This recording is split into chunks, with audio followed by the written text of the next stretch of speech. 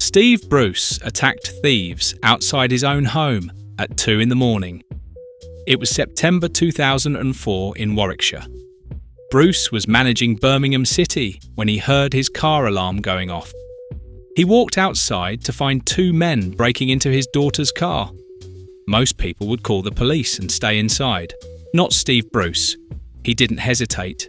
He physically confronted both intruders. One of them scratched his face and back before they both fled the scene.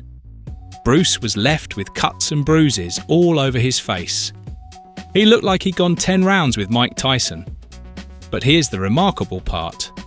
Just hours later, Bruce still led his Birmingham City side out for their match against Bolton. His face was battered and bruised, but he was there doing his job. That moment perfectly captured who Steve Bruce has always been. Brave, tough, and utterly relentless. This wasn't unusual behaviour for Bruce. His entire career had been built on exactly this kind of character, but it hadn't always been so disciplined. In his early days, Bruce was described as rampaging and over-enthusiastic. He was so aggressive that in 1983, whilst playing for Gillingham, he tried to deliberately injure an opponent called Tommy Tynan.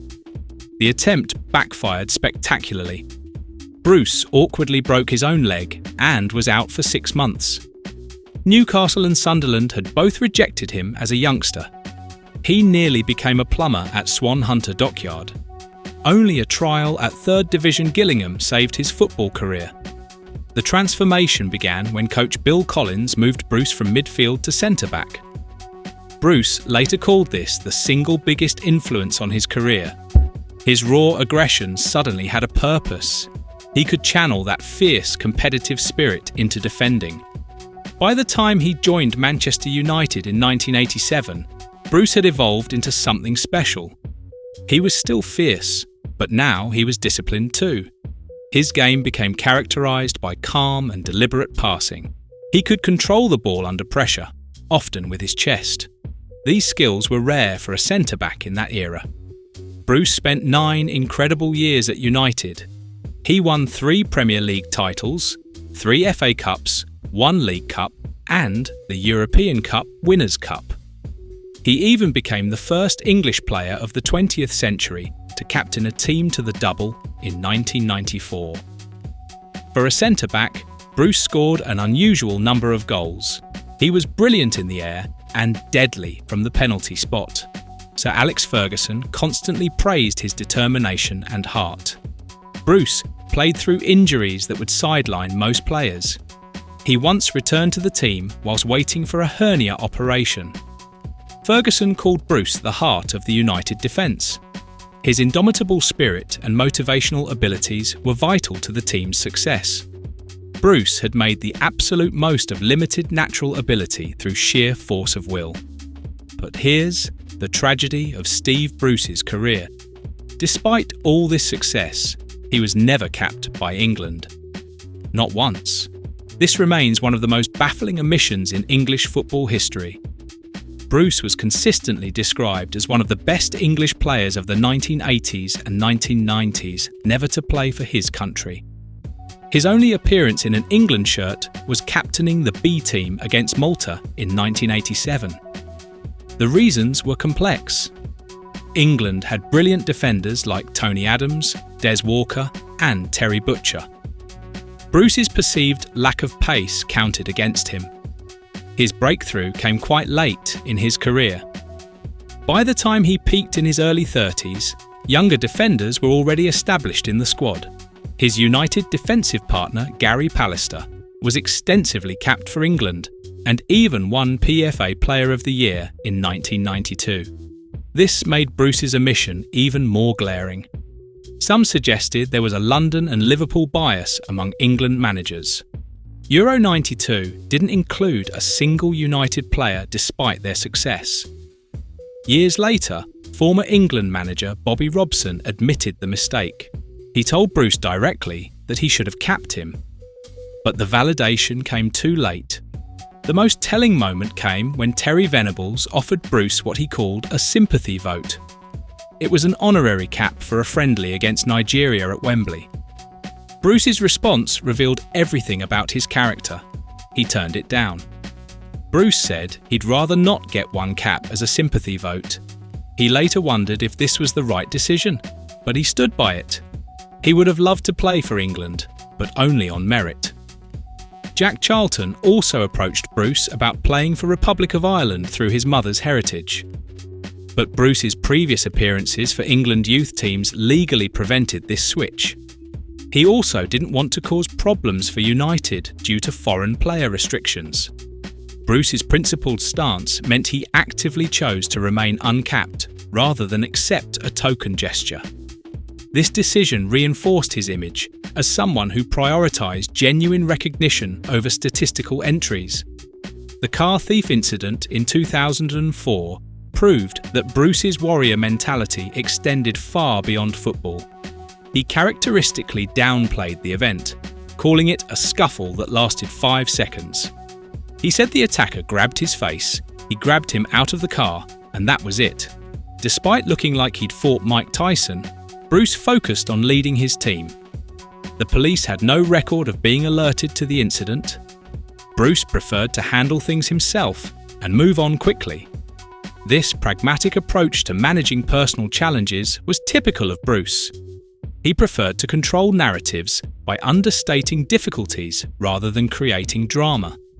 It protected his family's privacy and avoided distractions for his team. Bruce's managerial career brought different challenges, particularly around his son Alex. Alex played under his father at Birmingham City, Hull City, and later served as his assistant manager at West Bromwich Albion. The accusations of nepotism were constant and harsh. Alex openly acknowledged that these allegations played a part in his departure from Birmingham in 2006. Media reports explicitly discussed the nepotism claims throughout their professional relationship. When Bruce signed Alex for Hull City in 2012, the scrutiny intensified again. Alex played 32 games and was integral to Hull's promotion to the Premier League. But the family connection overshadowed his individual contributions. The pressure on Alex was immense. Fans would chant horrible things about both father and son.